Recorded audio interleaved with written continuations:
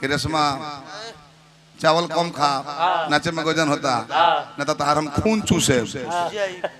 का कने हाँ तार खून चूसे तो रेशमा दूसरे बुझ गोवी कहता नहीं कि तई बेरा कहता नहीं एक हफ्ता पहले ना कहेला खूने खून भर ला चूस ले बताई तो ए मैं गलती कहाँ बा बताएं सब्जी काटत में अंगुरी कटा गई रहे 50 ग्राम ले खून बह गई रहे सब जमीन पर गिर गई वो चुसबो ना कोई नहीं ए मैं गलती कहाँ मारो बताए वो गारे खून गिरत रहे सुदर्शन भाई जी वो बीपी बढ़ला से गारे खून गिरत रहे जान जाए हंसत रहल उमर दे और बा कि मंगल के दाता होई रौरानी जहां भी चला रौर पौरानी मंगल के दाता होई रौरानी जहां भी चला रौर पौरानी ओ हवाना और चल रहे सोनू संग दिल सब ओ हवाना और चल रहे सोनू संग दिल सब पाए जाला बिगड़ल काज आई लाज रखे मन जाला बिगड़ल काज आई लाज रखे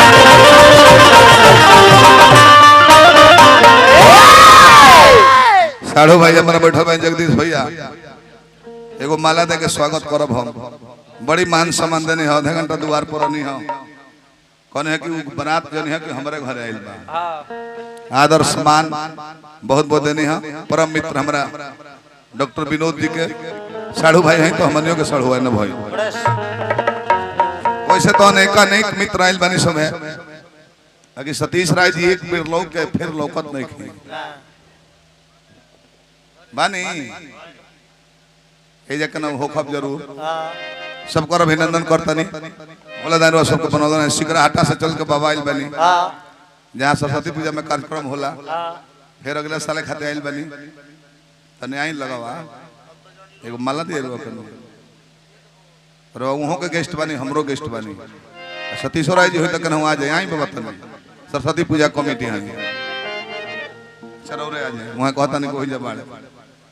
काहे सहमत आई लोग दी जे पेनहाई वो माला लिखा माला लेवे के बा जे पेनी से माल आ जाए तने हमने के लगा वैसे तो सबकर स्वागत भइल बा कि जे प्रेम मित्र बा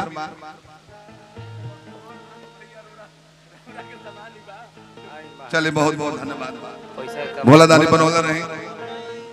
अब दुल्हा दुल्हन पे गीत गाओ कैसे बड़ी अच्छा भाव कोई कर ऐसा नहीं हां ए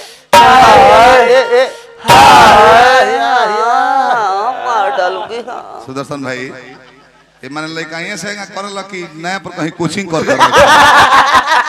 बड़ सुंदर भाव होइल व्यास गाय के माने है भई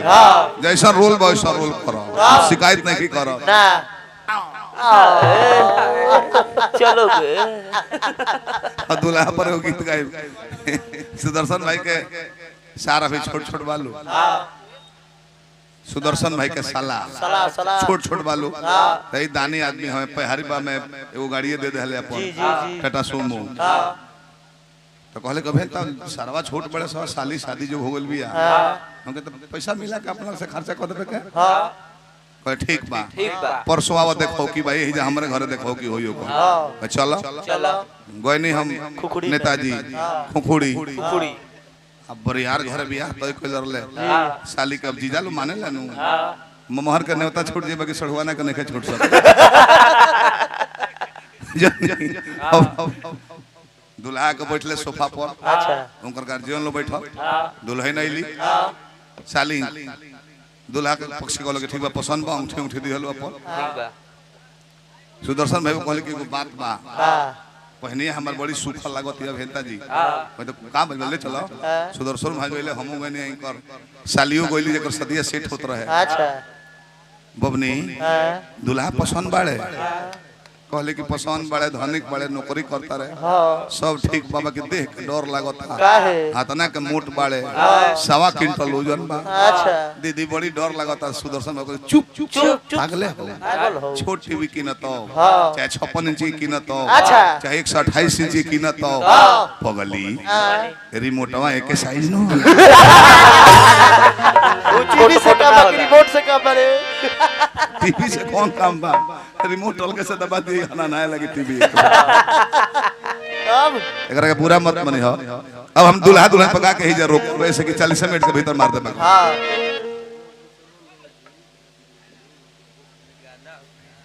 बस बस जोली खड़ा हो गई बस बारात मलिकार बने हमारा सरवन भैया हाँ जिला उपाध्यक्ष भाजपा के एक बार मंच पर वो घूम ले भैया कोने के ना एक बार बुला के वहां के मंटू मुखिया जी के माला दे देबे हम कहे ठीक बदिया एक संग मंटू मुखिया जी आ सरवन राय जी दोनों भैया जाए लोग तनी मंच पर मलिकार के आदेश बके ऐसा कह देबे अपने ई है कहे के बावे सब देवी देवता लो से बड़ा दुल्हा राम बनल बनी दुल्हन सीता बनल बनी ई गांव जनकपुर धाम बनल बा नौवा अब बचरी से बरात बनू जी अब बचरी अयोध्या धाम बनल बा कदर नावटी गइल बा बारात जी जी सही कहनी हां हमरा एगो हमसे देनी है सरकार इनका के चादर देनी है बहुत सुंदर इनका ठंडा ढेर लगता है ऐसा कि घर नहीं घर नाचक बनी तने बिछाए में ठीक रही भगवान भोला दानी और सब बनौले रही ये शुभकामना अच्छा तो हमने कही है कहे बस सब देवी देवता लो से हाँ कि सादा खुश रखी हालो दुल्हन संगे मोहर के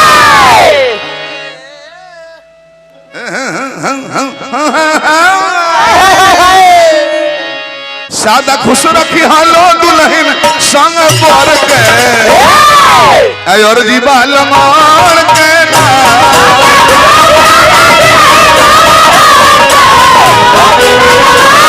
सादा खुश रखी हालो दुल्हन संग मोहर के और जी बाल मार के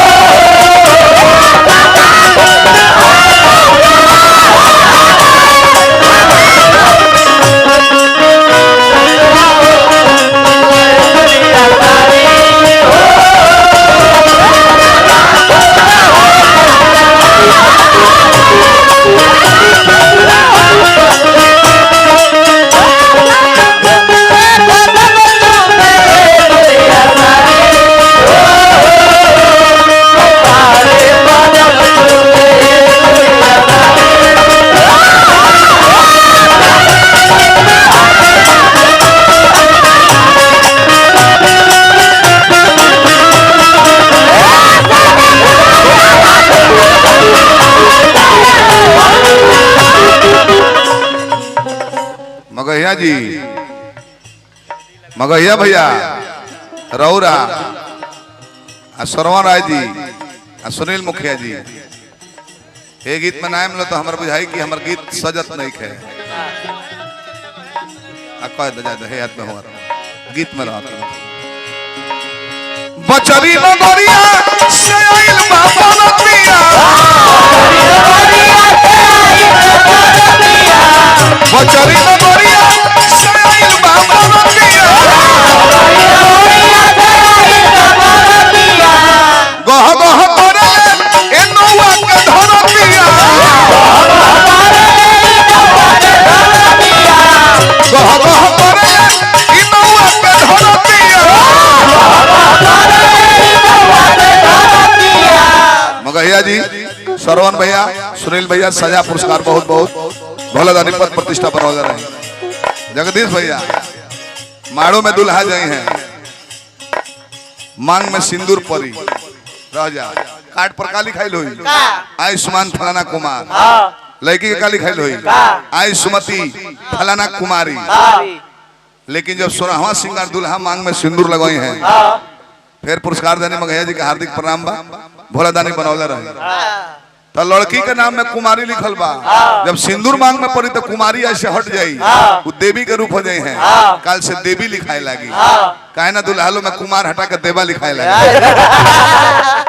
ना लिखला नु। दूगो लड़की के बाद तीसरो लड़की हो जाई, मन मरले बड़ो, उदास बड़ो, का भइल भाई? काम गबड़ा गइल, फिर लक्ष्मी जी आ गइल बड़ी। काहे ना लड़का जन्म लेला तो लोग कहला कि नारायण जी उतरल बड़े। बेटी लक्ष्मी के रूप है, दान दहेज अपना यथाशक्ति दे के, अपना हृदय के टुकड़ा के, अपना खून पसीना से सींच के, जौना लड़की के समझे जी सियान कोई हुकम अपना, वो लड़की के जंघा पर बिठा के कन्या दान करब, वो से बड़ दान कौन हो ना। ऐसे हमने के देहात में जरा अपना लड़की नहीं की, साढ़ू के लड़की के, भाई के लड़की के कन्यादान क के अपने जन्म से अवरुण हो जाला।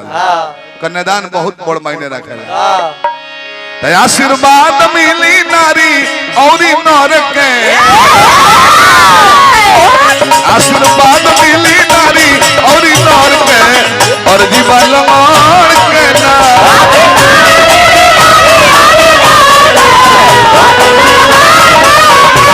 आशीर्वाद मिली नारी और नर के,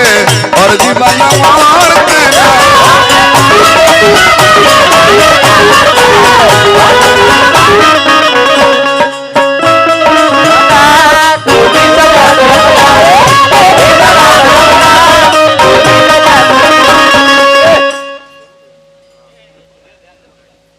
सोनू भैया सम्राट जी हजारों हजार पुरस्कार दल बनी, भोलेदानी बनौला रहे, पद प्रतिष्ठा में 4 चांद लगो रहे।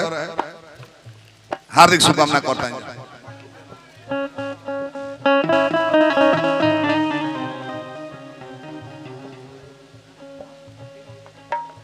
भोलेदानी पद प्रतिष्ठा बनौले रहे,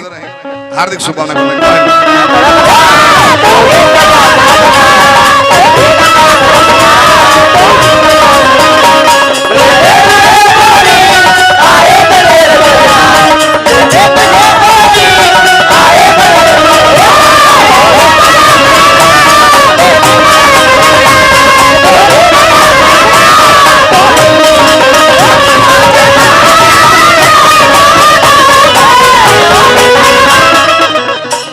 भैया। गुरहती के तैयारी होता, भोजन जन है कल जाए कॉले, बाकी हमारा एगो चीज बुझाइल है।